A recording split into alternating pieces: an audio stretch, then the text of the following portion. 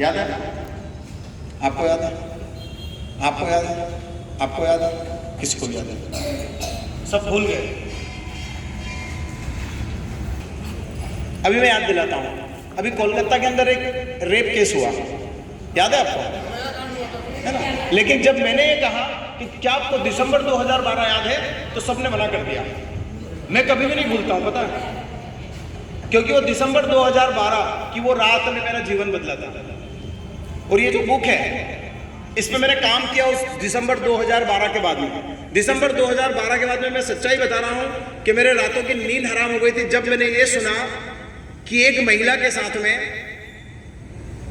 क्या दरिंद की हुई, एक बस के साथ में उसके शरीर में रॉड्स घुसाई गई, है ना? हम भूल जाते हैं उन चीजों को। यदि मैं आपसे पूछूं प्रियंका रेड्डी याद है आपको? एक को भी याद नहीं है, लेकिन मैं यहां लेके बैठा हूं सब। याद है प्रियंका रेड्डी?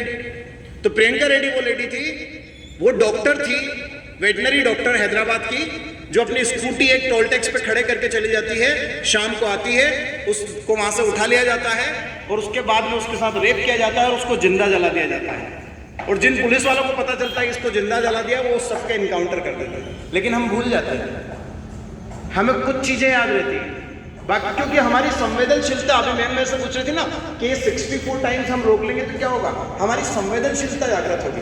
भगवान राम की पूजा क्यों करते हैं मालूम है?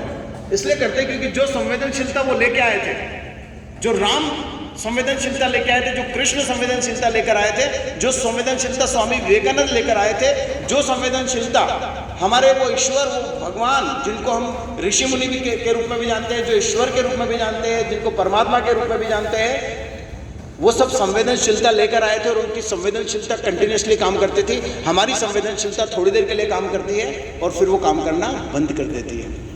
इसलिए मैंने आपसे पूछा कि दिसंबर 2012 याद है?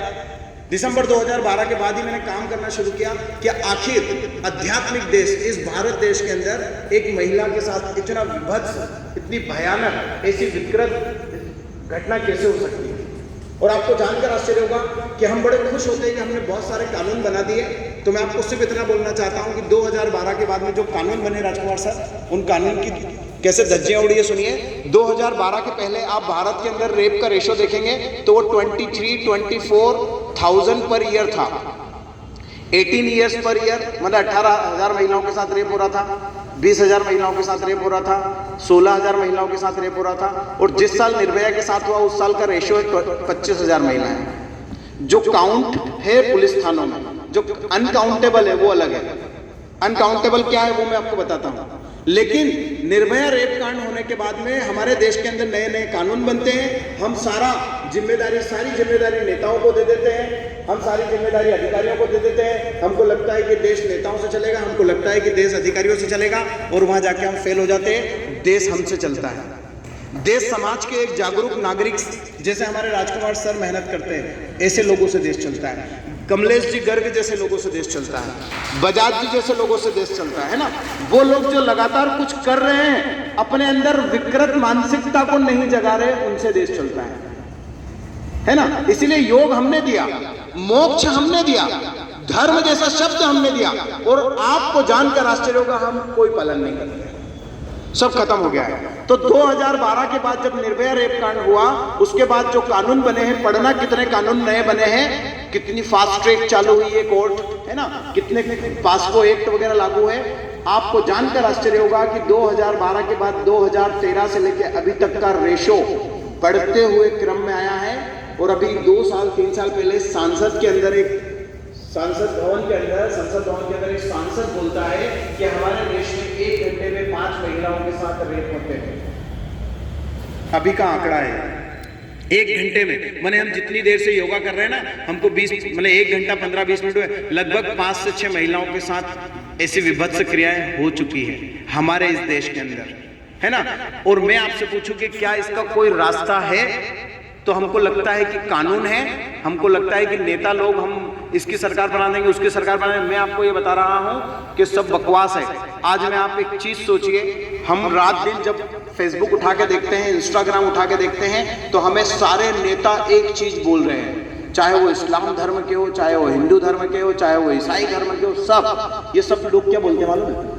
सब धर्म गुरु भी हमारा धर्म खतरे में है। हमारा मतलब, यदि मैं मुस्लिम बन के बोल रहा हूँ तो मैं इस्लाम धर्म खतरे में बता रहा हूँ, मैं हिंदू बन के बोल रहा हूँ तो मैं हिंदू धर्म खतरे में बता रहा हूँ, मैं ईसाई हूँ तो मैं ईसाई धर्म खतरे में बता रहा हूँ। लेकिन किसी व्यक्ति को, एक व्यक्ति की संवेदनशीलता नहीं जागृत हो रही कि जिस महिला की कोख में वो धर्म रूपी शरीर, वो मानव रूपी शरीर पलता है, बढ़ता है, फलता है, फूलता है और इस दुनिया में आता है, वो कोख, वो महिलाएं कितनी खतरे में है, एक व्यक्ति बोलने के लिए तैयार नहीं है। ये नारियां खतरे में, और किससे खतरे में? हमसे खतरे में। हमारे यहाँ एक गैंग रेप होता है, 5-6 लोग उसमें इन्वॉल्व होते हैं। सोचिए उस 6 लोगों में एक व्यक्ति की भी संवेदनशीलता जागृत नहीं होती है। ये है हमारे देश की स्थिति। एक 16 साल का लड़का बलात्कार कर रहा है, उसकी संवेदनशीलता जागृत नहीं होती है। ये हम सोचते हैं कि चलो सजा, मान लो मैंने आज अपराध किया और आपने खूब नारे लगाए और मुझे फांसी पे चढ़ा दिया। मैं आपसे एक प्रश्न पूछता हूं, क्या वो सजा देने के बाद में अपराध खत्म हो गया? नहीं हुआ है। अपराध खत्म नहीं हुआ, मुझे खत्म किया आपने, एक अपराधी को खत्म किया है। तो मैं यहाँ समस्या बताने नहीं आया हूं, मैं समाधान पे बात करने आया हूं कि हम क्या करें, हम क्या करें।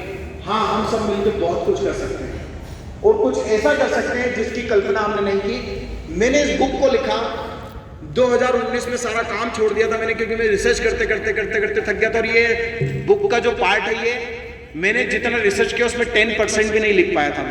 मैंने 10% भी इस बुक में नहीं दे पाया, बस मैंने शॉर्ट में दिया है, इसके कारण दिए हैं और कारण के जो समस्या है उसको और समस्या का समाधान थोड़ा सा देने की कोशिश की है। इस सारी समस्याओं का समाधान हमारे पास में है और सिर्फ भारत के सत्य सनातन धर्म के पास ही है, दुनिया के किसी व्यक्ति के पास नहीं है। यदि ये पूरी दुनिया सोचती है कि हम रेप रोकें तो उसे इस देश की तरफ ही देखना पड़ेगा। यदि इस दुनिया को लगता है कि हम अपराध रोकें तो उसे इस देश की तरफ ही देखना पड़ेगा। यदि इस पूरी दुनिया में कहीं कोई किसी प्रकार का अपराध, किसी प्रकार की हिंसा, किसी प्रकार का आतंकवाद कोई इस दुनिया में रोक सकता है तो भारत देश और हम भारतीयों के अलावा कोई नहीं रोक सकता है, कोई भी नहीं और कभी भी नहीं।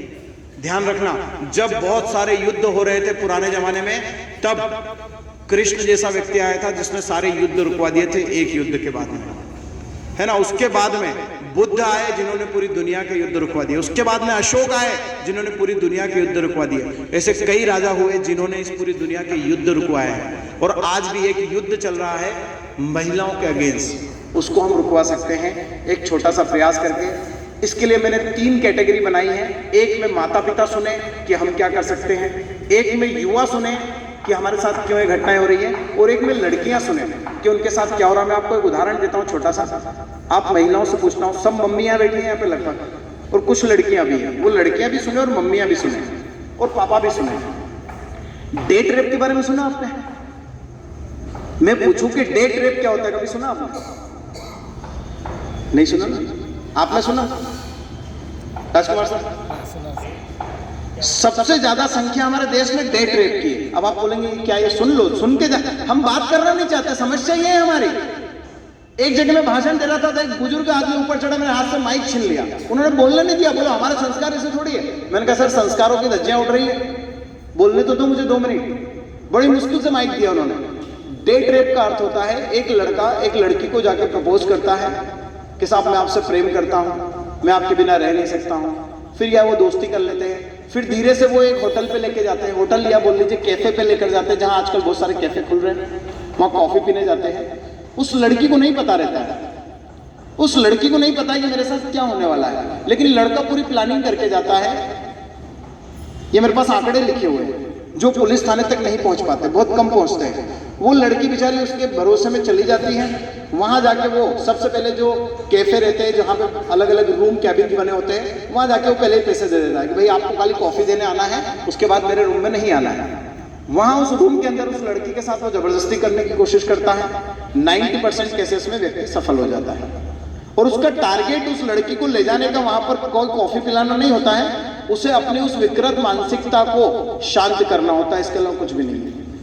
जिस दिन ये एक घटना होती है उस व्यक्ति का कॉन्फिडेंस 10 गुना बढ़ जाता है।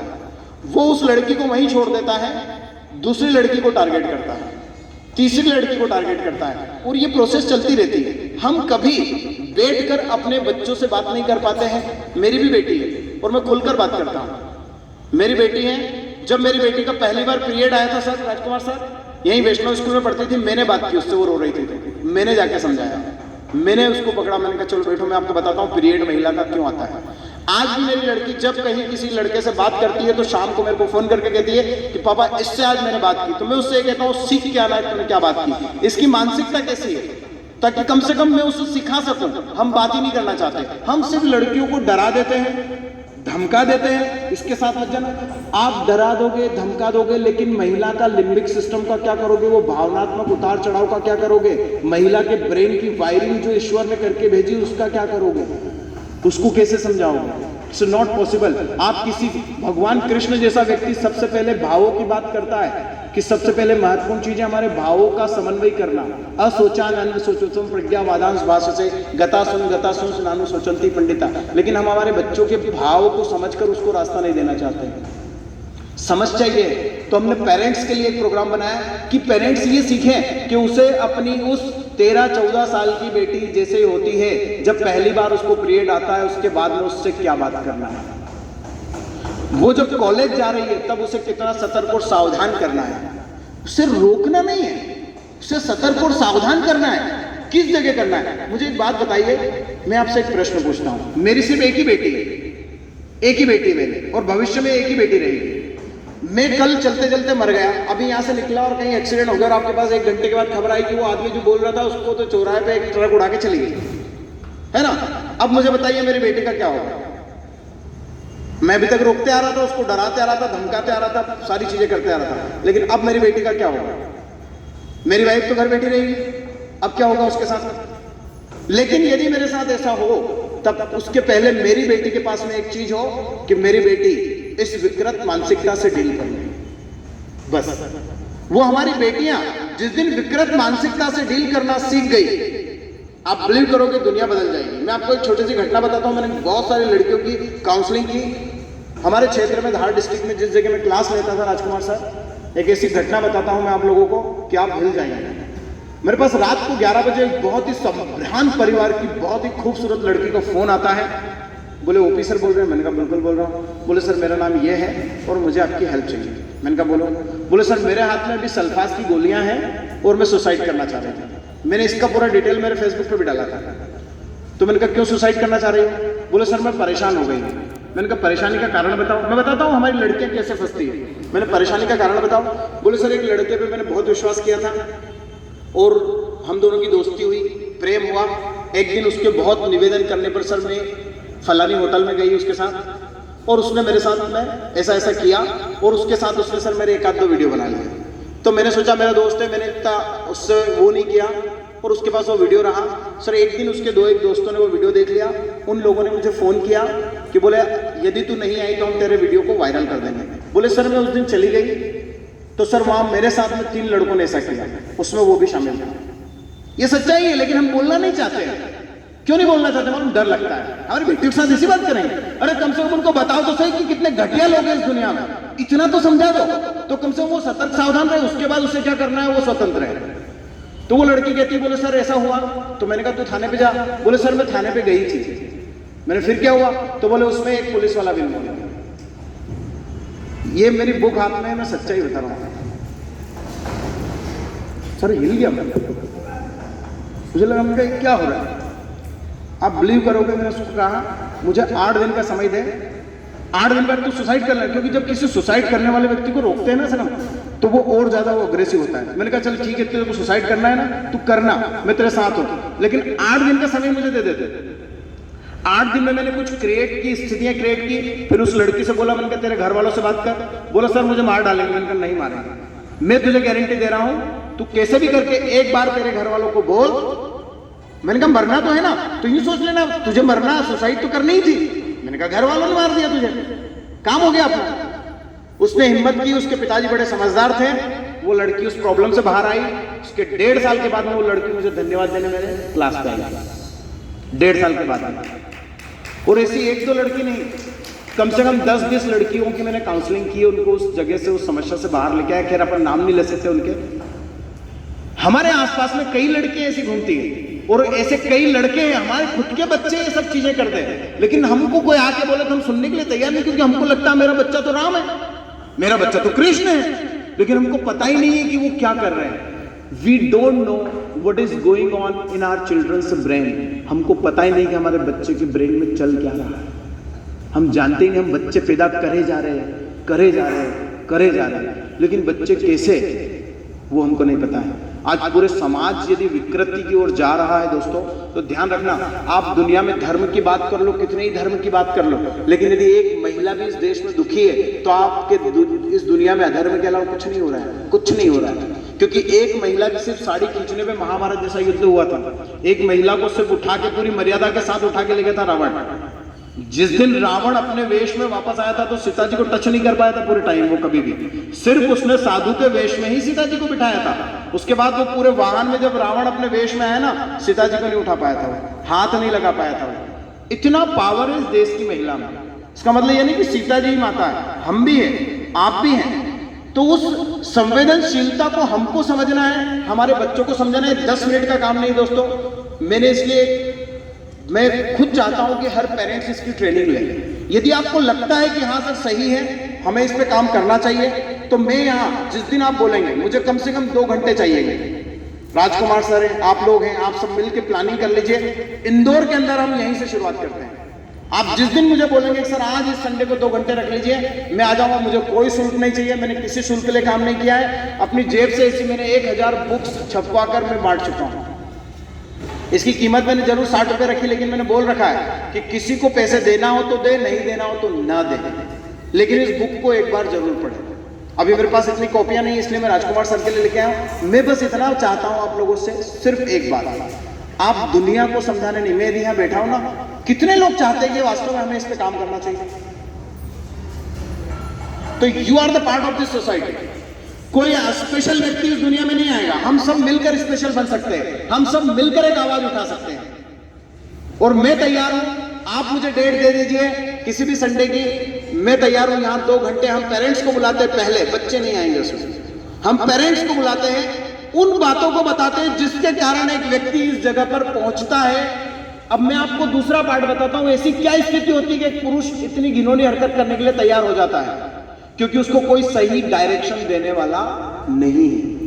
ना पिता अपने बेटे से बात करना चाह रहा है, ना पिता अपनी बेटी से बात करना चाह रहा है, ना मम्मी अपने बेटे से बात करना चाह रही है, और ना मम्मी अपनी बेटी से बात करना चाह रही है। हम बस उनको धमकाना चाहते हैं, उनको डराना चाहते हैं, उनको रोकना चाहते हैं। We can not stop, we need to जागरूक देने, जरूरत है हमें उन्हें अवेकन करने की, उन्हें जगाने की, उन्हें सही रास्ता दिखाने की।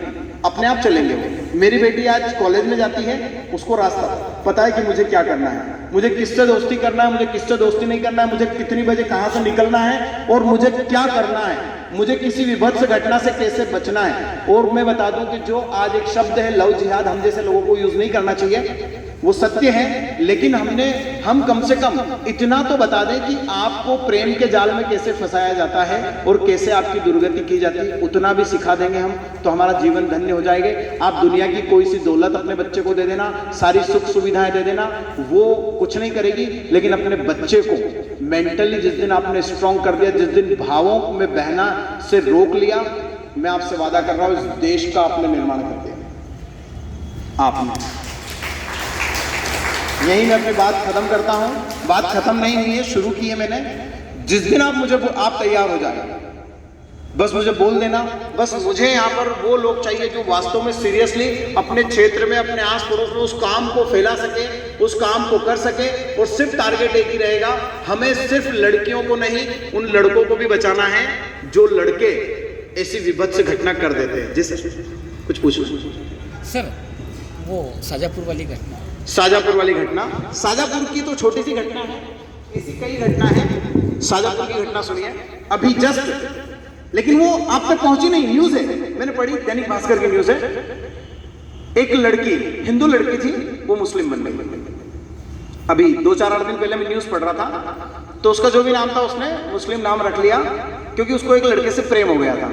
अब उन लोगों ने क्या किया, शाजापुर या सुजालपुर की घटना है, उन लोगों ने क्या किया ये सुनिए आप। उन लोगों ने क्या करा, उस लड़की ने किसी दूसरी लड़की को एक फ्रेंड बनाया अपना, वो फ्रेंड बना के एक लड़के से दोस्ती करवा दी।